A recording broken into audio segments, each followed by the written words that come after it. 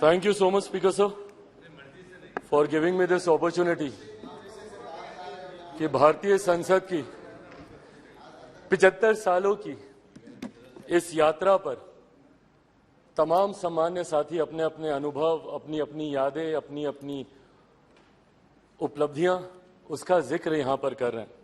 मुझे लगता है सर, एक दिन कुछ घंटे इन 75 सालों की यात्रा को समअप करके बताने के लिए बहुत कम है, पर मैं बधाई दूंगा जिस तरीके से आज हमारे प्रधानमंत्री आदरणीय नरेंद्र मोदी जी ने इतने कम समय में इतने खूबसूरत शब्दों के साथ जिस तरीके से इस 75 साल की यात्रा के बारे में उन्होंने पूरा बखान किया, जहां हमारे देश के प्रधानमंत्रियों के योगदान से लेकर इस संसद को चलाने में छोटे से छोटे कर्मचारी के योगदान तक की उन्होंने सराहना की, उनको भी उन्होंने सम्मान देने का काम किया। मीडिया के हमारे साथियों का भी उन्होंने जिक्र किया। यकीनन कई ऐसी यादें सर इन 75 सालों में रही हैं। सेकेंड टाइमर मेंबर पार्लियामेंट हूं, युवा सांसद हूं, कंपैरेटिवली संभवतः मेरा अनुभव बाकियों से कुछ कम होगा, पर 9 साल का मेरा भी अपना अनुभव है। पर इन 9 सालों से ज्यादा सर मेरा अनुभव मेरे नेता, मेरे पिता आदरणीय रामविलास पासवान जी की वजह से रहा। बचपन से जब से होश संभाला, उनके माध्यम से इस संसद की कार्यप्रणाली को समझा, इस संसद की कार्य शैली को समझा, और जब पहली बार इस लोकसभा में आया तो उन्हीं का ही हाथ पकड़कर आया।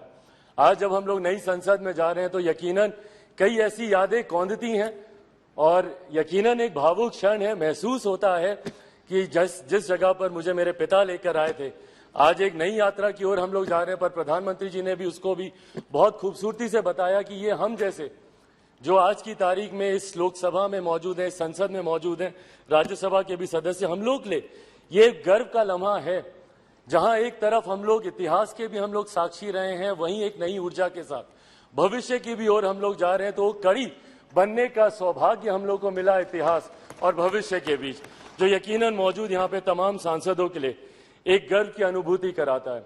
सर, आज जब हम लोग यहाँ पर मौजूद हैं, यकीनन हर राजनीतिक दल के पास अपने अपने एजेंडे हैं, और एजेंडे हैं इसीलिए वो राजनीतिक दल है। हर किसी ने अपनी अपनी बातों को रखा कि इस विशेष सत्र में ये चर्चा होनी चाहिए, वो चर्चा होनी चाहिए, ये मुद्दे आने चाहिए। यकीनन सर, मेरी भी पार्टी है, हम भी चाहते हैं कि कई विषय हैं जिसपे चर्चा होनी चाहिए। मैं युवा हूं, हमेशा इस बार का मैं पक्षधर रहा हूं कि भारत में एक युवा कमीशन का गठन होना चाहिए, एक नेशनल युवा कमीशन, एक राष्ट्रीय युवा आयोग का गठन किया जाना चाहिए, जहां पे युवा अपनी तमाम समस्याओं के साथ जाएं और अपना समाधान लेकर आए। भारत एक युवा देश है, अलग अलग आयोग यहां पर बने हैं, महिला आयोग है, बाल आयोग है, अल्पसंख्यक आयोग है। ऐसे में देश में एक युवा आयोग के गठन का ये समय है, ये होना चाहिए। साथ ही में हम लोग चाहते हैं sir, women reservation bill pay भी चर्चा हो रही थी, वो भी हम लोग चाहते हैं कि विमेन रिजर्वेशन बिल जल्द से जल्द आए। आज इतनी भारी संख्या में महिला सांसद जो यहाँ पे मौजूद हैं, अपने सामर्थ्य पर जीत कर आई हैं। ऐसे में इनको किसी के सहारे की जरूरत नहीं है, बट विमेन रिजर्वेशन बिल आने से जरूर और बल मिलेगा और ताकत मिलेगी, उसका भी हम लोग समर्थन करते हैं। और साथ ही में लंबे समय से हम लोग की मांग रही है एक इंडियन जुडिशियल सर्विसेज को लेकर।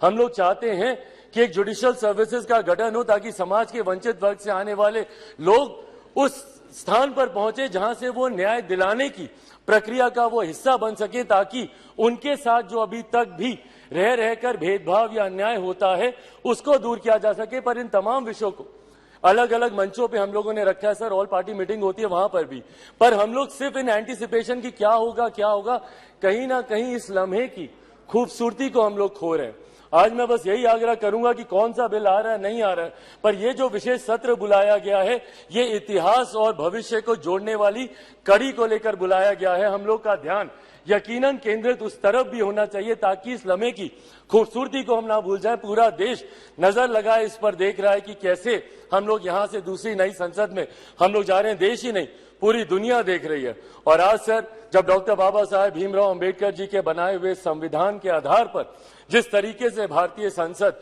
के 75 सालों का इतिहास रहा है, मैं उम्मीद ही नहीं पूरे विश्वास के साथ ये कह सकता हूं कि हमारे मौजूदा प्रधानमंत्री आदरणीय नरेंद्र मोदी जी के नेतृत्व में डॉक्टर बाबा साहेब भीमराव अंबेडकर जी के बनाए हुए संविधान के आधार पर ही हम लोग एक विकसित देश की हम लोग नींव रखने जा रहे हैं। और जो लक्ष्य है 2047 में विकसित देश के निर्माण का, उस लक्ष्य को हम लोग नई संसद से हम लोग जरूर अचीव कर पाएंगे। अंत में अपनी बातों को समाप्त करूं सर, मैं जरूर अपने क्षेत्रवासियों का धन्यवाद करूंगा, और मुझे लगता है हम सब यहाँ पर हैं भारत की जनता की वजह से, अपने अपने क्षेत्र वासियों की वजह से। मैं जमुई से आता हूं सर, मैं जमुई वासियों का धन्यवाद करूंगा। मेरे नेता, मेरे पिता अगर आज जीवित होते और यहां पर होते तो जरूर वो भी अपनी कर्मभूमि हाजीपुर का जिक्र करते।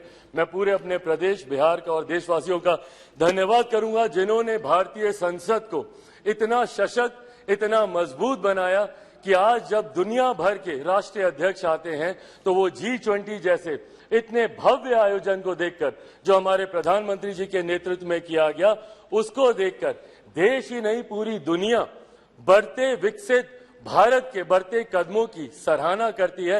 एक बार फिर से मैं प्रधानमंत्री जी का भारत को नई संसद देने के लिए उनका धन्यवाद करता हूं और यहां पर आपका धन्यवाद करता हूं कि आपने मुझे समय दिया। Thank you so much sir. धन्यवाद। Next speaker Shri E.T. Muhammad Bashir.